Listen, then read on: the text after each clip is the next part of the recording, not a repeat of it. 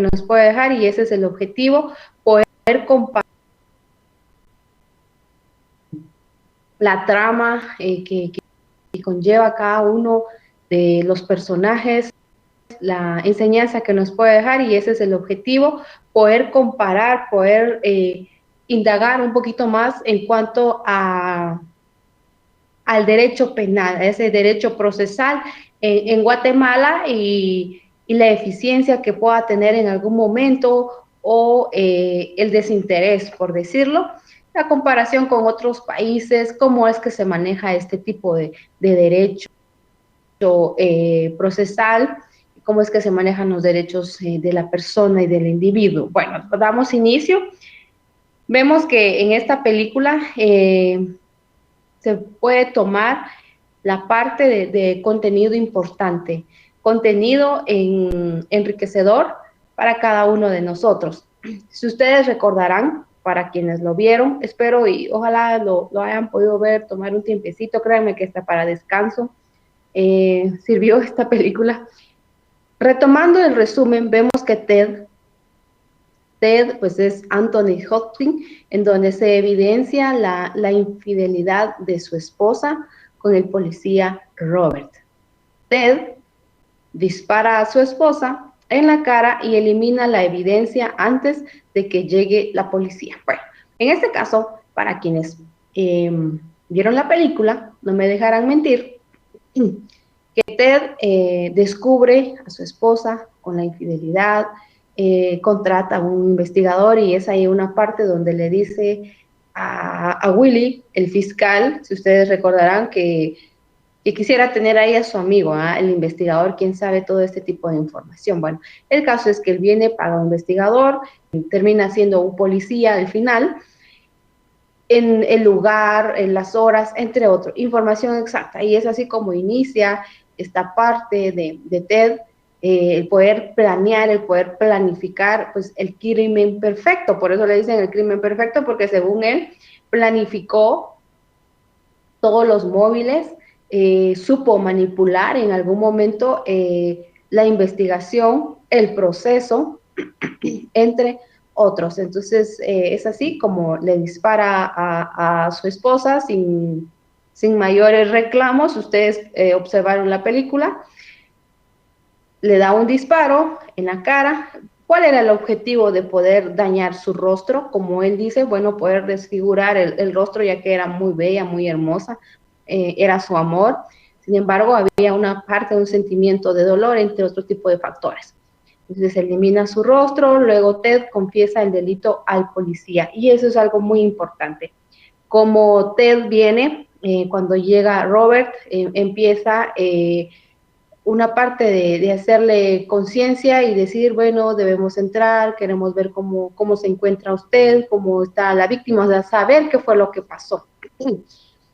Una parte de negociación, y es ahí cuando entra Robert a la casa de Ted, colocan las armas en determinado momento, en determinado lugar también. Lo primero que hace Robert es brindarle pues, los primeros auxilios a la persona que está postrada, que está en el piso, sin darse cuenta quién era. Algo muy importante, él viene, identifica a la víctima cuando ve la imagen, cuando ve una fotografía que está en el hogar, en la sala, en el área principal, y ahí es como inicia todo. Discuten, Robert con Ted discute, se le va encima, y como es esta parte que le confiesa que él le disparó. Bueno, vemos esta parte en esta trama. Algo que se me estaba olvidando. Antes de que pueda llegar la policía, Ted elimina todo tipo de evidencia. Le da tiempo de cambiarse, quema la ropa. Ustedes pueden observar, ahí había una chimenea. El poder quemar la ropa, el poder limpiar el lugar, el desaparecer los casquillos, la bala, incluso esta parte de las armas que conforman la trama. Ustedes van a ir observando qué pasó con el arma.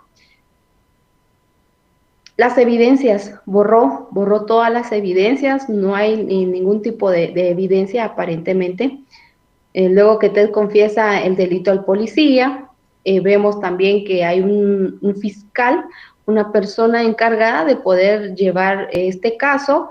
Vemos que es Willie, el fiscal asignado al proceso y que tiene una confesión y el arma. Entonces vemos en el caso de Willie, lo describía la película, un personaje arrogante, un personaje muy inteligente y que pues ha llevado casos donde él ha ganado esos procesos, se ha comprobado el delito y todo. Entonces es así, perdón.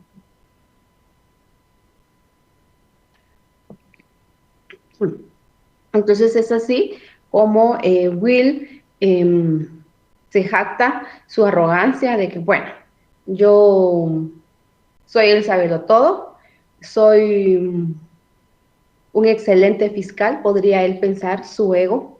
Tengo las pruebas, tengo el arma, tengo la confesión, tengo todo, no necesito nada. Y ustedes pueden observar que hay varios equipos de investigación y él en algún momento pues no se dirige a ninguno de ellos, poder decir, bueno, veamos el móvil o algo, no, nada, simplemente él sabe y está seguro de la evidencia que tiene.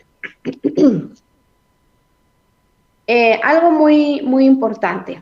En Guatemala existe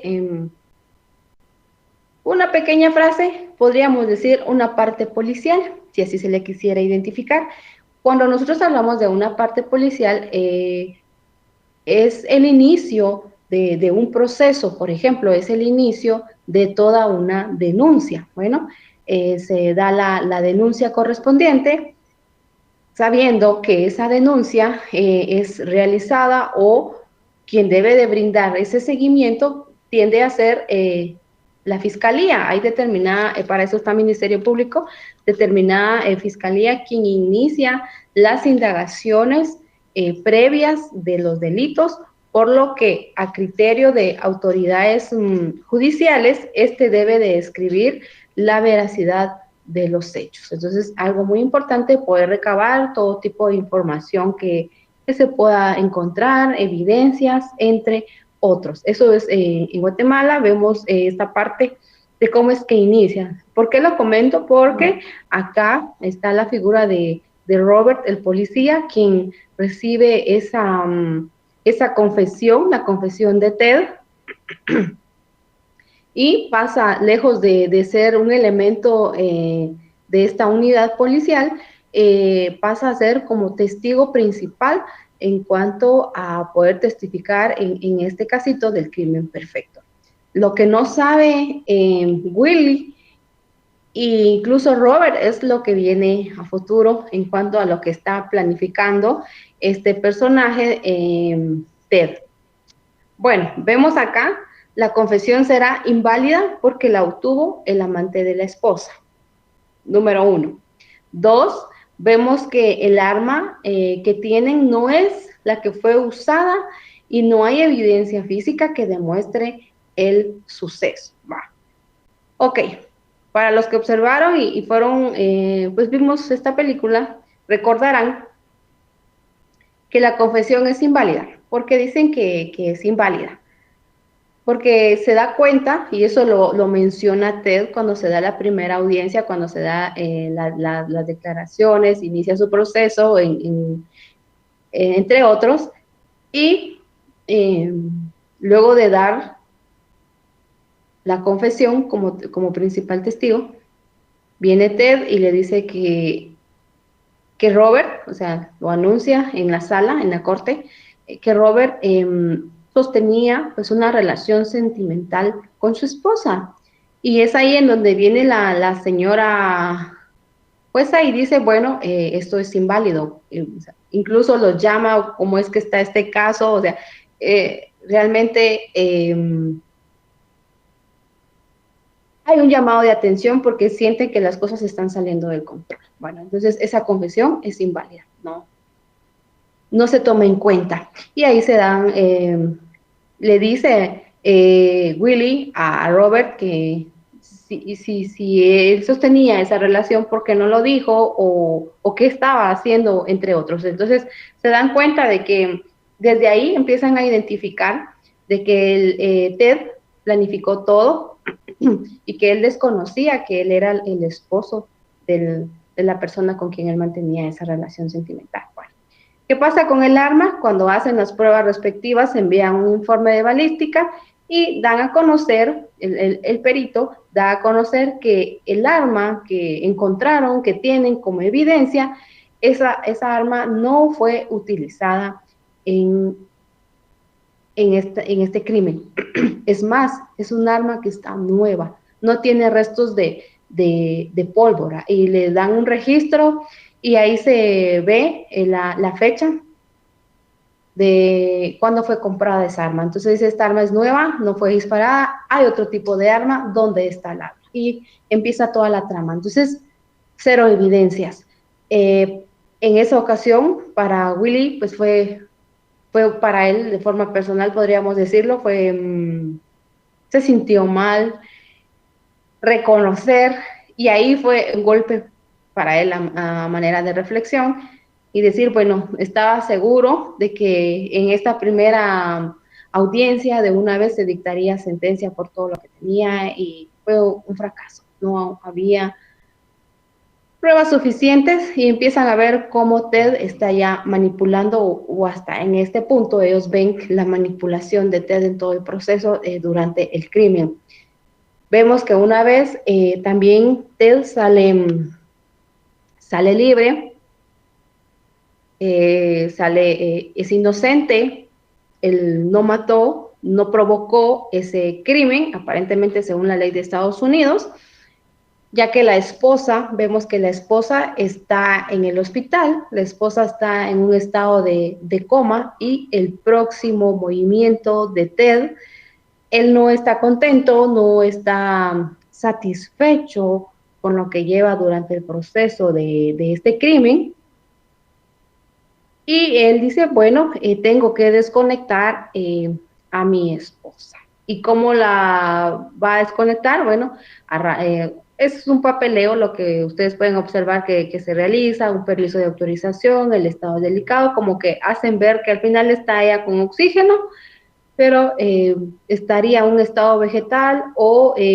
desconoce, o es simplemente el oxígeno artificial quien la mantiene. Aunque Willie, ustedes recordarán que Willie los últimos días se mantenía en la clínica, en este hospital, salía de la oficina o del lugar del proceso de audiencia y se iba a la clínica a hablar con la esposa de Ted. Y él estaba seguro de que ella se encontraba viva, y que veía que había ciertos movimientos, cierta intranquilidad, y como que le daba indicios de que ella quería hablar, quería expresar algo. Entonces viene la doctora y le dice, son son reflejos que normalmente suelen pasar, pero es que mueve la mano o parpadea los ojos, o esta parte de acá arriba, o los pies, entre otros, esos son estímulos, y le explica todo el proceso, y así como que Will todavía.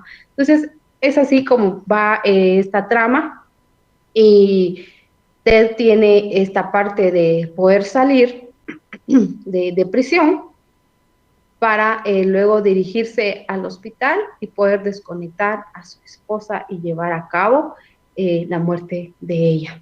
Sin embargo, podemos también, si ustedes recuerdan, que durante las audiencias, un par de audiencias, como Robert tenía parte de una evidencia, tenía un casquillo de la bala, y se la da a Will, y le dice, tengo una evidencia, puedes utilizarla, entre otros, y para llevar a cabo. Al final, pues Willy dice, no la voy a tomar. Y en algún momento también Ted viene y provoca por la misma situación, y el ambiente es quien viene y provoca que Robert en algún momento llegue a tomar el arma y poder suicidarse. Es más, la misma situación y el ambiente, Robert no puede con todo lo que está pasando, con lo de la esposa, la familia, el ambiente laboral y esta situación es incómoda, y al salir de la audiencia, bueno, Robert decide suicidarse, y ustedes pueden observar esta parte. Entonces es así como también Ted tiene mayor incidencia en cuanto a este suicidio por el policía que viene a ser Robert. Bueno, vamos viendo cómo se da el móvil del crimen perfecto. Vemos también esta parte del proceso, cómo es que va avanzando. Will está contento, lejos de estar contento y satisfecho con el proceso. Para él es una parte de frustración, que nunca se había encontrado con un caso tan difícil como este. Bueno, continuando con la trama y recordando parte del resumen, al salir Ted inmediatamente va y desconecta a su esposa del coma para matar. Will hace todo lo imposible, va con las autoridades correspondientes que le permita pues, una orden en donde no se pueda desconectar, o que Ted aún sigue bajo investigación, no puede salir del país, o entre otros. Entonces, lamentablemente, la esposa es desconectada. En esta parte, Ted sí comete el crimen perfecto porque desconecta a su esposa del coma y, claro, ella muere.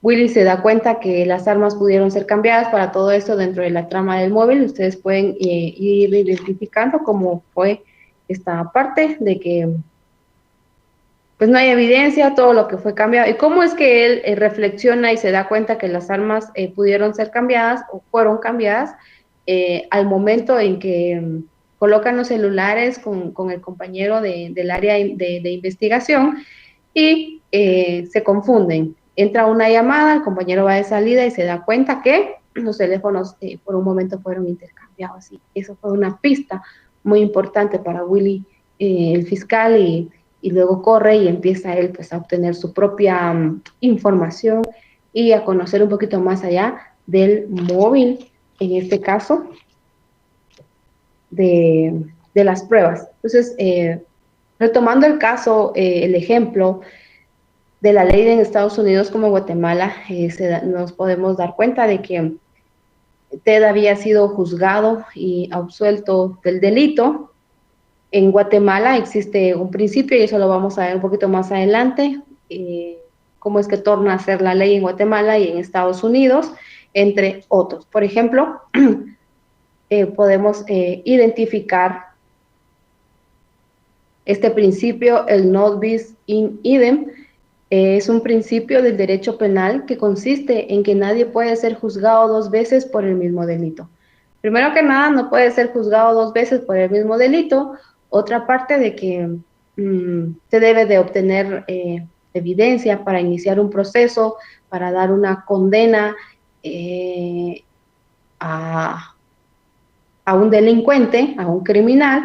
Se debe de obtener pruebas, se debe de tener información que compruebe que cometió el delito, que ya sea por un delito, por ejemplo, que provocó la muerte de determinada persona, que sobornó, que es un delincuente, un secuestrador, o sea, qué tipo de delito le pueden adjuntar en este proceso. Se debe de tener pruebas. Mientras no se tenga pruebas, evidencia, no se le puede dar una condena al delincuente y no se puede privar de libertad. Entonces, así es como funciona en Guatemala. Entonces sale por este principio el famoso non bis idem, en donde no se puede juzgar a una persona dos veces por un mismo delito. Y esto es el ejemplo que nos va dando pues esta película de Crimen Perfecto. Este principio garantiza que el Estado no podrá procesar dos veces a un sujeto por el mismo hecho. Por ejemplo, muchas personas delincuentes o quienes se ven implicados en este tipo de procesos, o el Estado los priva de su libertad y van a un centro penitenciario, mientras se comprueba el delito, mientras se comprueba si llevó a cabo el crimen o no, la persona pues va a un centro penitenciario. Miren, en Guatemala vemos esos procesos y esta parte de la mora judicial, las audiencias pueden pasar 8, 10 meses, un año para poder empezar su primera audiencia y ver cómo va el caso, en qué momento saldrá libre, si en algún momento se le dictará sentencia o no, entre otros. También cuando en el proceso la otra parte tienen sus abogados correspondientes, van aplazando las audiencias, entre otro tipo de términos. Entre abogados, específicamente, saben qué términos, qué argumentos poder utilizar en los procesos y poder detener el proceso o poder detener las audiencias, si en este caso fuera parte de. Entonces, sale por esto, en cuanto en Guatemala, por este principio, pues no se puede juzgar a la persona por el mismo delito. También, un ejemplo, se puede iniciar una sentencia, por ejemplo, una sentencia de 12 años, luego la persona, como no se, ya cumplió su sentencia, viene, sale libre, inicia una vida normal y luego puede decir, alguien, no, vamos a abrir el caso, vamos a iniciar, no se puede, es incorrecto. Ustedes recordarán el derecho romano para los abogados, son los expertos en esta materia. Existe dentro del derecho romano, se da esta parte en donde evita que una persona sea juzgada también por el mismo delito, ya que es un derecho del ciudadano, y así podemos ir viendo muchos derechos más. Este principio se fundamenta en el artículo 17 de la Constitución de la República de Guatemala. O sea, está la Constitución, está el Código Penal, entre otro tipo de reglamentos o de otro tipo de leyes que amparan este tipo de procesos. Teoría de la verdad de Michel Foucault. Vemos este momento de la teoría de la verdad. Consideraba que la verdad es establecida por quien tiene el poder para evidenciar, y en este momento es subjetiva o puede ser subjetiva. Retomando nuestro resumen de la película El crimen perfecto, podemos observar, con esta teoría se dan entre que 2 o 3 verdades. Por ejemplo, una historia tendrá 2 lados. Una verdad por parte de la víctima, si en determinado momento aún existe. Otra verdad por el delincuente o por quien cometió este delito. Y la verdad absoluta, o sea, la verdad en sí como ciencia. Entonces, podemos ver esta parte de las verdades, una verdad que ninguna de las dos partes cuenta, o sea, no cuenta porque sabe que no le conviene, entre otros. Entonces, podemos ahí observar este tipo de verdades. Y es así como pueden ustedes observar también, analizando el caso de Edipo, el rey, fue el pastor quien tuvo el poder en representación del pueblo para poder evidenciar la verdad. Entonces vemos que esta teoría de la verdad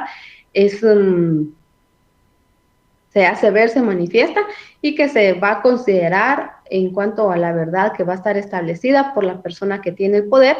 En este caso podemos analizar que Ted, retomando nuestra escena de crimen, Ted, al tener el poder de la situación, o sea, él tenía el poder de la situación, las pruebas y todo, dominó la interpretación de los hechos, manipuló, en algún momento quiso manipular también al fiscal y decirle, mira, mejor deja ese caso y mejor opta por ser mi abogado, por defenderme, como quien dice, te voy a dar una oportunidad.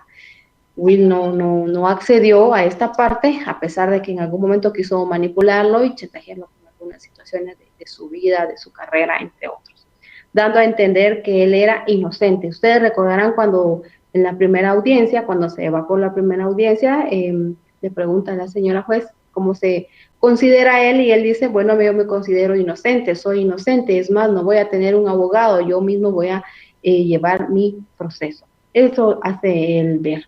Entonces, pero es Willy quien en representación del Estado, el Estado de Estados Unidos, pues busca demostrar la verdad. Quien tiene el poder de interpretar los hechos es Willy. Entonces nos podemos dar cuenta de cómo es que se fundamenta esta teoría de la verdad de Michel Foucault y cómo es que van trabajando en cuanto a la rama del derecho. Ahí ya podemos ver este tipo de verdades, la verdad de una parte, de la otra, y la verdad que nos sale a la luz. Retomando este principio del non bis idem, podemos ver de que nadie puede ser juzgado dos veces por el mismo delito. Este principio garantizará que el Estado no podrá procesar dos veces a un sujeto por el mismo hecho. Esto es en Guatemala, y vemos la parte fundamental, cómo es que inicia. Sabemos que la Constitución de la República de Guatemala pues es la carta magna de nuestro país. Y es así como inicia este principio. En Guatemala el procedimiento es distinto. Comparando a Estados Unidos, nosotros podemos ver de que este procedimiento es totalmente diferente. Acá con nosotros en Estados Unidos, pues existe un jurado quien determina la inocencia o la culpabilidad de determinado individuo. Entre otros, acá en Guatemala se debe de tener evidencia que permita decir sí, él es culpable y se le tiene que dar una sentencia, según el grado del delito, según la tipificación, según lo diga la ley, el reglamento, para poder iniciar este proceso. Bueno, vamos avanzando. En este tipo de ejemplos, en Guatemala puede existir una apelación en casación e incluso hacer que el proceso lo conozca la Corte de la CC. Entonces, hemos escuchado, vuelvo nuevamente, los abogados son los expertices en esta materia, en cuando se lleva cierto nivel de audiencias, y dice el señor juez, bueno, no hay evidencia o no tiene por qué darse ningún tipo de sentencia o es inocente, por ejemplo.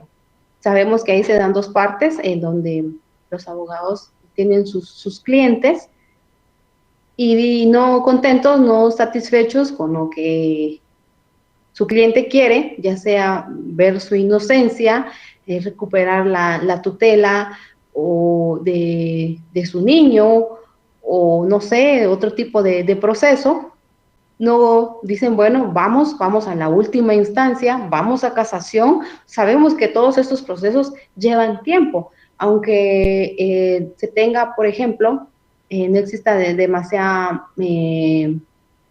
mora en los juzgados y los procesos se lleven lo más ágil que se pueda en los términos de referencia que según la ley lo indica.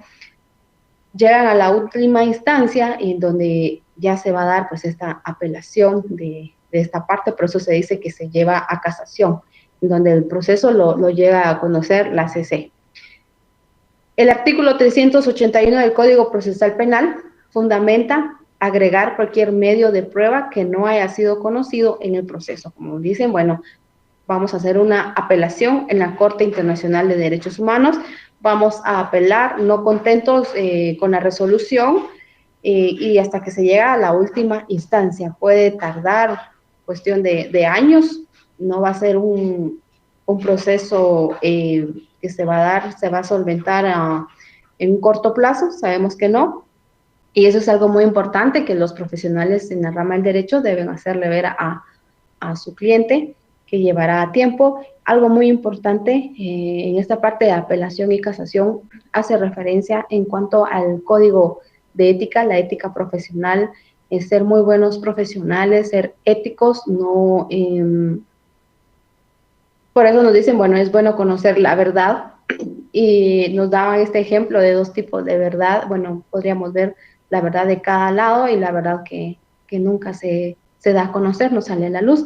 Entonces, como profesionales, manejar mucho el código de ética profesional, ejercer su carrera con todo el profesionalismo que se pueda hacer y no llevarse de procesos que van en contra de sus principios. Es así, ya viendo esta parte para ir finalizando y poder retomar en nuestro siguiente segmento, nuestra siguiente actividad. Vemos también cómo este principio se da la corte, cómo llegar a conocer los procesos, el poder dar una sentencia. Bueno, en este caso vemos un proceso abierto, sin sentencia firme, si en este caso, si el Estado, o sea, o el Ministerio Público, pues está apelando la sentencia recibida. Estamos ya en la parte final, vemos que estamos súper bien con el tiempo de clase. Ustedes recordarán que estamos ya en la parte final. El día de hoy pues estamos impartiendo nuestra última clase. Bueno, en este caso nosotros vamos a finalizar durante esta semana. Sabemos que entre semana también tenemos clases en línea, entonces solo quiero pasar con ustedes pues, una pequeña actividad, una pequeña reflexión como parte de un cierre. Mientras tanto, yo voy a poder darle lectura a las preguntas de estudio de la presente semana, número 16, y luego, o posterior a esto, pues estaremos viendo nuestra reflexión para quienes no se conectan entre semana o para quienes no pudieron estar el día de hoy, lo podrán ver nuevamente el día viernes. Bueno, voy a dar lectura a las preguntas. Vemos pregunta número 1. Perdón. ¿Cuál es la historia que considera que la verdad es establecida por quien tiene el poder? 2. ¿Cuál es el nombre del protagonista de la película El crimen perfecto? 3. En Guatemala, ¿cuál es la última instancia que puede llegar a conocer la apelación de un proceso penal? 4. ¿Cuál es el nombre del principio del derecho penal que se fundamenta en que nadie puede ser juzgado 2 veces? 5. ¿Qué artículo de la Constitución fundamenta el principio de que nadie puede ser juzgado 2 veces? Esta es la serie de preguntas de estudio de la semana número 16. Para quienes estuvieron presentes, pues ven que son preguntas súper prácticas que de una vez las pueden responder. Voy a hacer el respectivo cambio de pantalla con la idea de poder presentar nuestro siguiente material, un material que nos llama a la reflexión, es ser mejores personas y sobre todo esta parte profesional, no darnos por vencidos y continuar o seguir adelante. Bueno.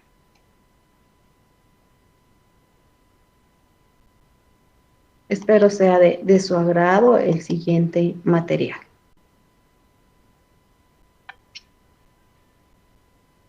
Se cuenta que un día en la selva africana vivían 3 leones, muy fieros, jóvenes y de aspecto regio.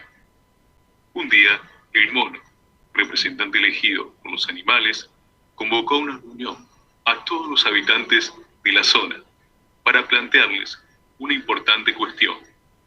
Queridos amigos, dijo el mono ceremoniosamente, todos sabemos que el león es el rey de los animales, pero hay una duda en nuestro territorio. Actualmente tenemos 3 leones. Los 3 son muy fuertes y jóvenes. ¿A cuál de ellos le debemos obediencia?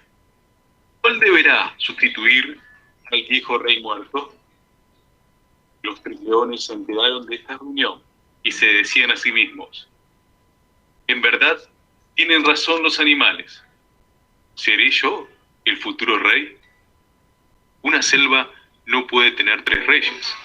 Los 3 leones no deseaban luchar entre sí, puesto que habían crecido juntos y eran amigos. ¿Cómo descubrir quién era el sucesor más adecuado? Los animales se volvieron a reunir y después de mucho deliberar, llegaron a una decisión que comunicaron a los 3 leones. Decidimos que los 3 van a tener que escalar hasta la cima de la montaña difícil. El que llegue primero a la cima será reconocido como rey.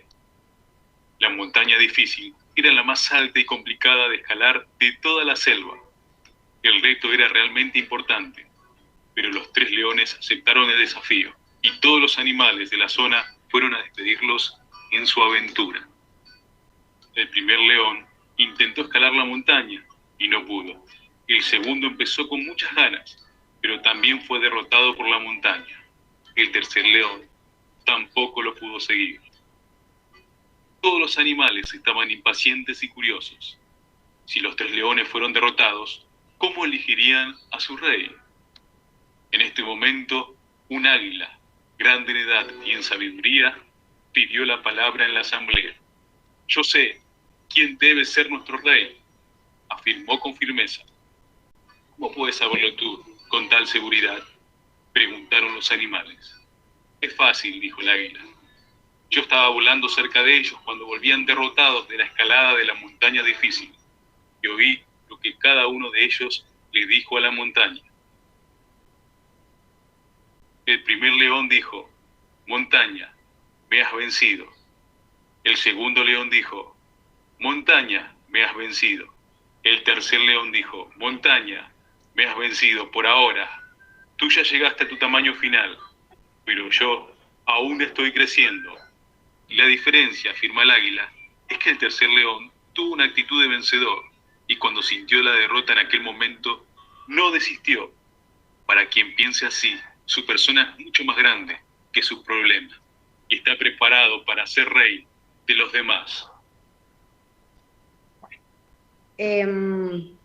Una pequeña reflexión. Perdón. Una pequeña reflexión para cada uno de nosotros. No darnos por vencido. Terminar ese sueño. Todo sueño tiene un principio y un final. Los únicos quienes pueden ser obstáculos de nuestros propios sueños, por decirlo de esta forma, pues somos nosotros, el ser humano es el propio obstáculo de sus sueños. No podemos decir, atribuirle la culpa a alguien más y decir es que por fulanito de tal, no. Entonces hay que seguir adelante, hay que continuar, no dejar el proceso a medias, claro que no, sino que continuar a pesar de la situación, perseverancia, humildad, sencillez, podríamos atribuir muchos principios y valores y ética profesional sobre todo. Fue un gusto poder estarles acompañando durante el presente semestre, contenido enriquecedor, una experiencia totalmente diferente. Nuestra forma de poder interactuar eran nuestros correos, el correo electrónico, por cierto, lo traigo a mente, que solicitaban el ejemplo de nuestra clase anterior. Claro que sí, con todo gusto, yo voy a compartir esos documentos, estos ejemplos de nuestra clase anterior. La voy a compartir a la dirección del correo electrónico. Bueno, permítanme antes de poderme despedir quién fue el que realizó la solicitud. Y también tenemos dudas, preguntas que estarán siendo solventadas. En el caso de Norman René, estaremos dando respuesta a su inquietud. ¿Dónde? También tenemos el caso de Carol Janet Pinto, donde solicita los siguientes documentos, estos ejemplos que fueron utilizados en clase para poder estudiarlo, dice, y así poder compartir con los compañeros durante lo que viene a ser el plan diario. Claro que sí, estaremos dando respuesta a sus dudas, a sus inquietudes. Estaremos, por mi parte, estaré compartiendo los presentes documentos que están siendo solicitados. No habiendo más que decir, pues damos por finalizada nuestra presente clase. Y en este caso, para los compañeritos que estamos fines de semana o que están fines de semana, también terminamos nuestro presente semestre. Si alguien de ustedes o de los compañeros pues, no alcanzó a poder llegar a las clases el fin de semana, saben que durante la semana, el día viernes específicamente, también estamos compartiendo la presente clase. El día de hoy, ya que por cuestiones que desconozco, no estuvieron presentes, pues los invito a que puedan estar el día viernes y ya con eso poder dar finalización a nuestro presente semestre. Así que les deseo un feliz día, bendiciones en todo lo que realicen. Estamos en tiempo, no sabemos si es día de asueto, feriado o es fiesta en familia, o una parte de luto por la pérdida que se realizó o se tuvo o se tiene en algún momento de algún familiar. Entonces, así que bendiciones y un fuerte abrazo, y sigamos adelante con esta situación de pandemia. Cuidémonos para poder culminar ese sueño, y en algún momento ustedes como compañeros puedan decir: llegamos a nuestro acto de graduación, llegamos a esa recta final. Bendiciones y hasta pronto, mis estimados jóvenes. Adiós.